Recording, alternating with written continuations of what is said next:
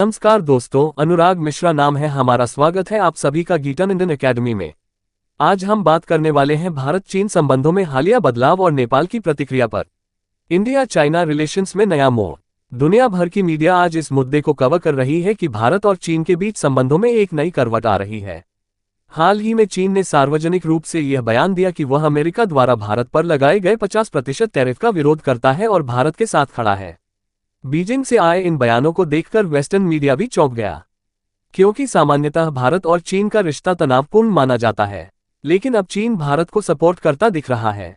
5 साल बाद भारत चीन ट्रेड फिर से शुरू। यहाँ सबसे अहम बात यह है कि 5 साल के लंबे अंतराल के बाद भारत चीन के बीच सीमावर्ती व्यापार फिर से शुरू हो गया है। बॉर्डर पर 3 लोकेशनों पर ट्रेड खोला गया है: शिपकिला, लिपुलेख पास, नाथुला। इन मार्गों से दोनों देशों का सामान आना जाना शुरू हो गया है। अगर आप सोच रहे हैं कि यह 5 साल तक बंद क्यों था, तो इसके पीछे 2 मुख्य कारण थे। कोविड-19 महामारी, 2020 का गलवान संघर्ष। इन घटनाओं के बाद दोनों देशों के रिश्ते ठंडे पड़ गए थे। लेकिन अब इस व्यापार का पुनः आरंभ होना पूरे एशिया में हलचल पैदा कर रहा है। जापान और अन्य देशों की प्रतिक्रिया। जापान में कई जियोपॉलिटिकल विश्लेषकों ने इस पर नाराजगी जताई है।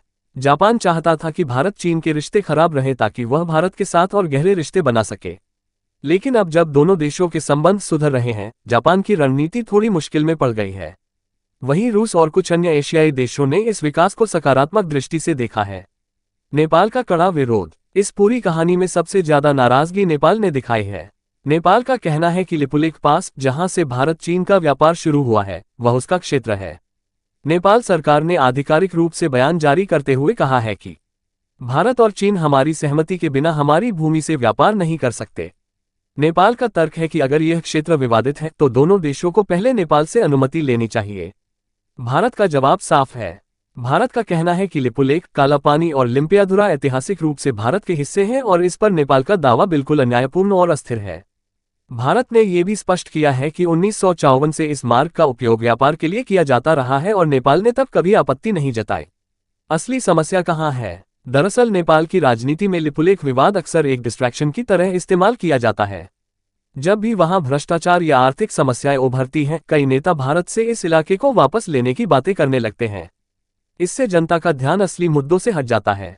भारत की पोजीशन। भारत लगातार नेपाल में विकास परियोजनाओं पर काम कर रहा है, पुल, सड़कें और मेगा प्रोजेक्ट्स जिनमें अनुदान दिया जाता है, लोन नहीं।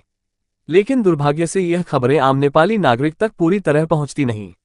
यही कारण है कि सोशल मीडिया पर भारत को लेकर नकारात्मक धारणाएं भी दिखाई देती हैं।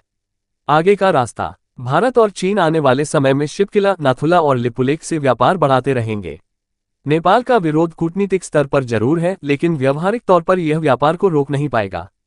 सवाल आपके लिए। तो दोस्तों, आज का सवाल आपके लिए यह है: हाल ही में किस देश के पर्यटन बोर्ड ने पहली बार टिकटॉक से कहा कि वह उनके देश के पर्यटन को अपने प्लेटफॉर्म पर प्रमोट करे? आपके ऑप्शंस हैं नेपाल, भूटान, श्रीलंका या अमेरिका। सही उत्तर कमेंट सेक्शन में लिखिए। जिनका जवाब सही होगा उनके कमेंट को हॉट दिया जाएगा। दोस्तों,